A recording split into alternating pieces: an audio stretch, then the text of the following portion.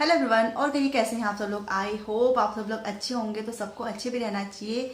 तो आज हम चर्चा करेंगे 28 अक्टूबर को गुरुवार के दिन पड़ने वाले पर्व की। तो गुरुवार के दिन 28 अक्टूबर को कौन सा पर्व पड़ रहा है और उस दिन कौन सा व्रत रखा जा रहा है, ये दोनों बातों पे चर्चा करेंगे हम। लेकिन आप सभी से रिक्वेस्ट करूंगी, जिस किसी ने मेरे चैनल को सब्सक्राइब नहीं किया है तो प्लीज़ बेल आइकन के साथ में चैनल को सब्सक्राइब कर लीजिएगा, ताकि नोटिफिकेशन मिल सके और आप लोग मेरे वीडियोस वॉच कर सको। तो 28 अक्टूबर को पड़ रहा है गुरुवार के दिन पुष्प नक्षत्र। तो गुरु पुष्प नक्षत्र है, उसका तो अलग ही महत्व है। साथ ही पड़ रहा है अहोई अष्टमी व्रत। तो अहोई अष्टमी व्रत जो है ना, वो महिलाएं अपने पुत्र की सुख समृद्धि के लिए, उनकी दीर्घायु के लिए, उनकी सारी परेशानियों को दूर हो उसके लिए इस व्रत को रखती हैं।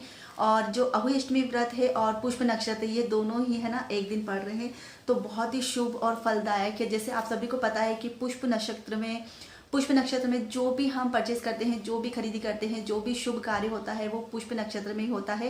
इस हिसाब से जो अहोई अष्टमी व्रत है ना, वो भी पुष्प नक्षत्र वाले दिन ही पड़ रहा है। तो बहुत ही ज़्यादा इसका शुभ फल मिलने वाला है। जो महिलाएं अगर इस समय फर्स्ट टाइम व्रत उठा रही हैं अपने बच्चों के लिए, अपनी संतान के लिए, तो उनको बहुत ही अच्छा शुभ फल प्राप्त होगा। तो इस व्रत को कैसे करना चाहिए और ये व्रत की जो विधि है, पूजा विधि है और कथा है, वो मैं आपके साथ शेयर करूँगी। इससे पहले मैंने अहोई अष्टमी व्रत के बारे में जानकारी दी है, तो वो आप मेरे चैनल पे जाके देख सकते हैं कि किस तरह से और क्यों किया जाता है अहोई अष्टमी व्रत। तो चलिए देख लेते हैं पूजा और कथा। तो अहोई अष्टमी व्रत की जो पूजा विधि है वो कैसे है, वो मैं आपको बता देती हूँ।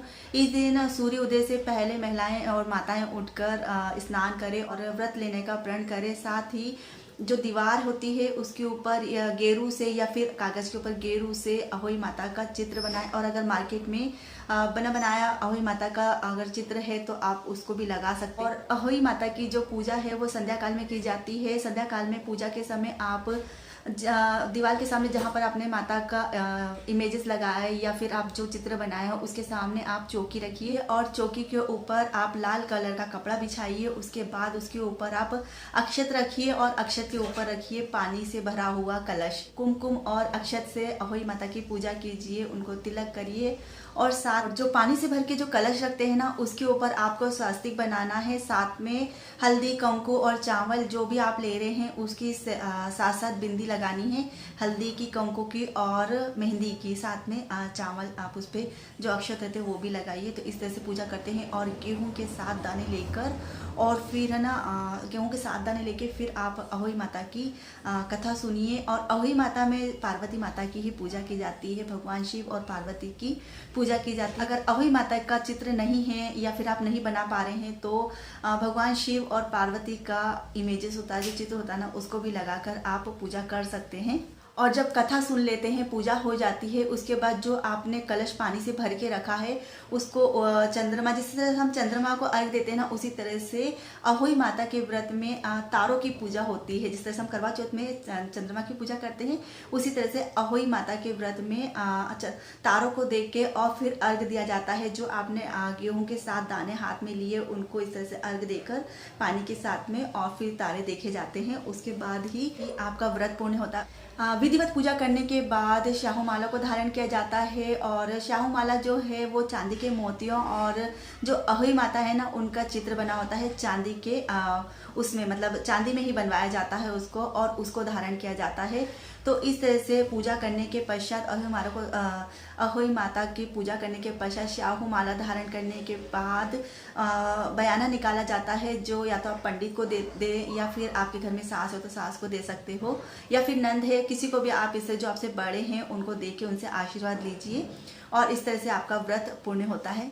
तो ये तो पूजा विधि हो गई है कि इस तरह से आप पूजा कर सकते हैं। और जो अभी फर्स्ट टाइम उठा रहे हैं वो भी इस तरह से अपनी पूजा उठा सकते हैं अपने संतान के लिए, उनकी सुख समृद्धि के लिए। साथ में अहोई माता की कथा जो है वो मैं बता देती हूँ, बहुत ही सुंदर, बहुत ही प्यारी कथा है। तो चलिए सुनते हैं क्या है। जो भी अहोई अष्टमी का व्रत रख रहा है, कथा सुन रहा है, तो गेहूं की आखा हाथ में लेकर और फिर कथा को सुने। पुरानी बात है, एक साहूकार था, उसके 7 लड़के थे। और साहूकार की पत्नी दिवाली पर घर लीपने के लिए अष्टमी के दिन मिट्टी लेने गई। जैसे ही मिट्टी खोदने के लिए उसने कुदाल चलाई, कुदाल से शाही की माद में लग गई, जिससे उसका बच्चा मर गया।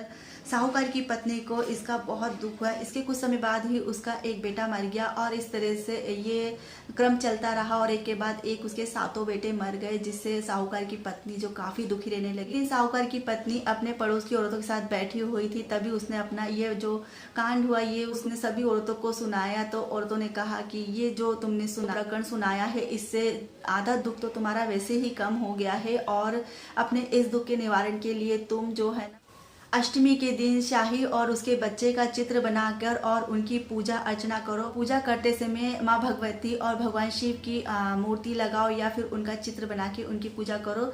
माँ भगवती तुम्हारे हर कष्ट को दूर करेगी, सारे पाप नष्ट हो जाएंगे और माँ भगवती तुम्हारी मनोकामना पूर्ण करेगी।